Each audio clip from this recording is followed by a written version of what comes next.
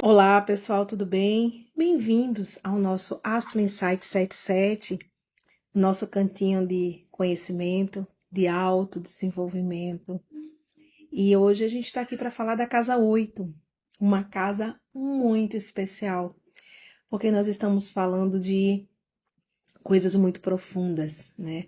A casa 8 ela é um convite para que a gente possa mergulhar nas profundezas, naquilo que é mais profundo, que tem mais mistério na nossa vida. É a casa de grandes transformações, de transformações assim intensas. Então já respirem fundo, pega uma água, pega um café, que a gente tem muito para falar. Antes, gostaria de te convidar a inscrever-se aqui na nossa comunidade. É muito importante. Quando você se inscreve, esse vídeo chega a outras pessoas. E aproveita e já deixa o nosso like também, porque ajuda a gente a se posicionar de maneira mais forte dentro da plataforma. E aí, vamos lá? Bora falar um pouquinho sobre a querida Casa 8?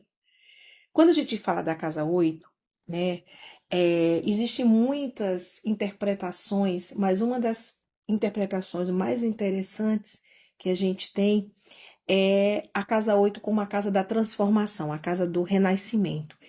Então, geralmente é a casa das grandes mudanças, da nossa transformação, da nossa evolução pessoal, é a casa que vai nos fazer olhar para aquilo que está à nossa frente e muitas vezes largar tudo aquilo que não faz mais sentido para nós, né? Então é aquele momento em que a gente deixa para trás aquilo que não serve mais, abraça o novo e permite-se seguir com o fluxo da vida. Então é uma casa muito, muito importante. A gente está falando de uma casa de grande intensidade emocional, de conexões profundas, né? Então, às vezes, acho que isso já aconteceu com vocês. A gente conhece uma pessoa e fala: caramba, parece que a gente já se conhece há anos. Sim, as almas, elas podem estar ali se reencontrando, né?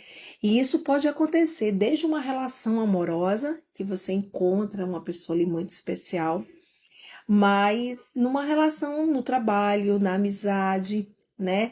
Eu tenho lido muito sobre isso, sobre o encontro da nossa tribo, né? E isso é muito normal. Às vezes você tem ciclos de amizade que, com o passar do tempo, eles se transformam. Então a gente já não sente mais ali o mesmo apego, a mesma conexão. Em compensação, às vezes a gente acabou de conhecer uma pessoa e que parece que aquela amizade ali está fazendo muito mais sentido. Pois é, porque nós estamos sempre numa constante transformação, né?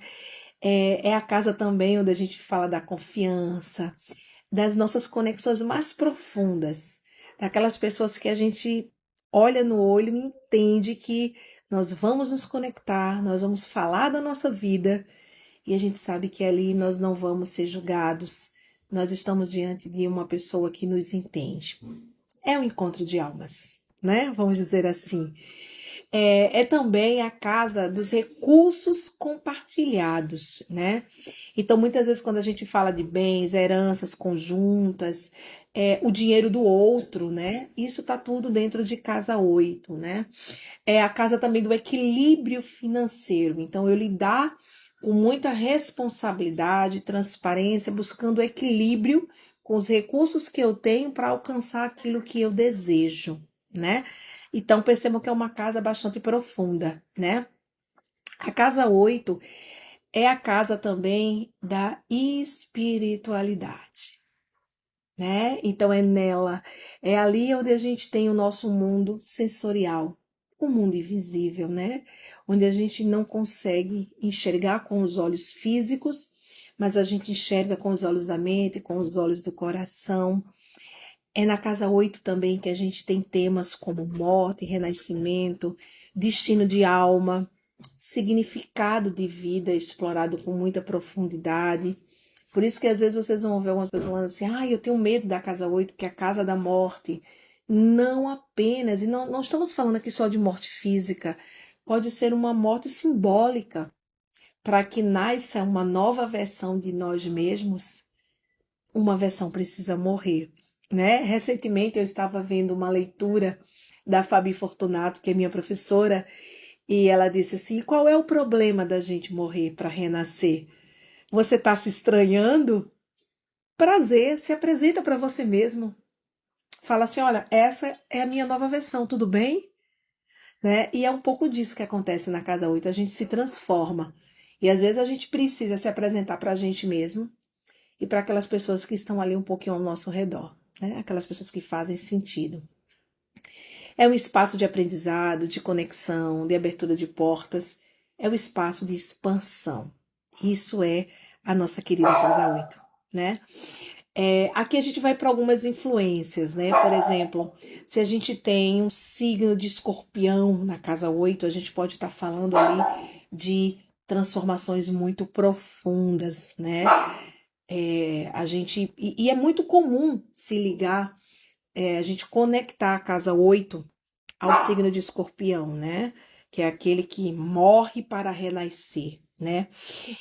A gente está falando de uma profundidade emocional muito grande, a busca de uma autenticidade, de uma conexão, de quem nós somos, livres de máscara, de superficialidade, livres de tudo, né? É a casa da força interior, da superação dos desafios, do poder interior, de como a gente lida com os mistérios da vida. Fantástico, né? Essa casa é maravilhosa, né? Vamos agora a algumas influências. Eu dei um exemplo de escorpião, né? Um escorpião em casa 8, gente, se já é a casa da transformação, é aquela pessoa que tem uma característica altamente mutável, né? Ela consegue se adaptar, ela consegue se transformar sem sofrer muito com isso. Mas a gente tem outras influências, por exemplo, se a gente tem uma casa 8 em touro, né? Touro a gente está falando ali de segurança material, né? Touro é o signo de terra, touro está ligado com a nossa base. Então a gente pode estar falando ali de quê? Da gente ter um foco muito grande nas questões materiais, da gente ter segurança. As pessoas que têm têm casa 8 em touro, elas têm essa necessidade. Para que a vida flua, ela precisa ter segurança material, né? A gente está falando também da estabilidade financeira, já que touro traz essa solidez. Touro cria a base para um futuro. Então, a gente está falando ali de uma estabilidade financeira e também de valores muito duradouros, né? Touro, como é um signo de conforto, de segurança, a gente está falando ali de relações que vão ser mais fortes, mais duradouras na nossa vida, efetivamente, mas com esse tom de se reinventar.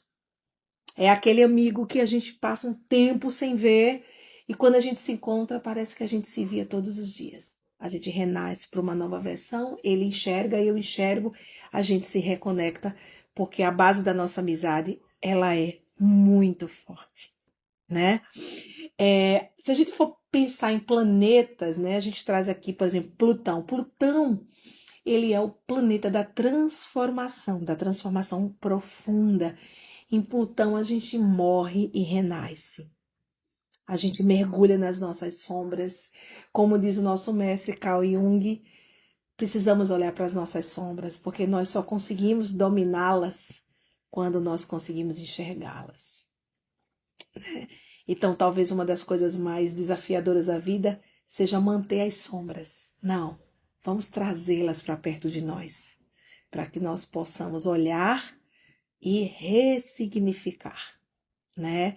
Então a gente está falando aqui muitas vezes na casa 8, um Plutão em casa 8, um período de um autoconhecimento muito grande, enfrentar nossos medos, enfrentar os nossos desafios, mas sair fortalecido desse confronto, né? É renascer no interior para poder depois renascermos para a vida, renascermos para o outro. Então é uma casa já muito significativa e com um Plutão ali, meu Deus do céu, é algo realmente muito forte e muito simbólico, né? Em compensação, se a gente tem uma Vênus, por exemplo, ali na casa 8, a gente pode estar falando de uma busca incessante por amor, por harmonia, por paz, por bons relacionamentos, uma flexibilidade de enxergar de maneira muito tranquila, fechar ciclos, abciclos, né? Com uma certa leveza, né? Já um Saturno na casa 8, a gente está falando de Saturno ser o grande professor. Ele é o nosso grande professor do zodíaco, então a gente pode estar falando ali de uma pessoa com características muito resilientes, que conseguem passar por mudanças, que aprendem com essas mudanças, que conseguem se reconectar com essas mudanças e ressignificar.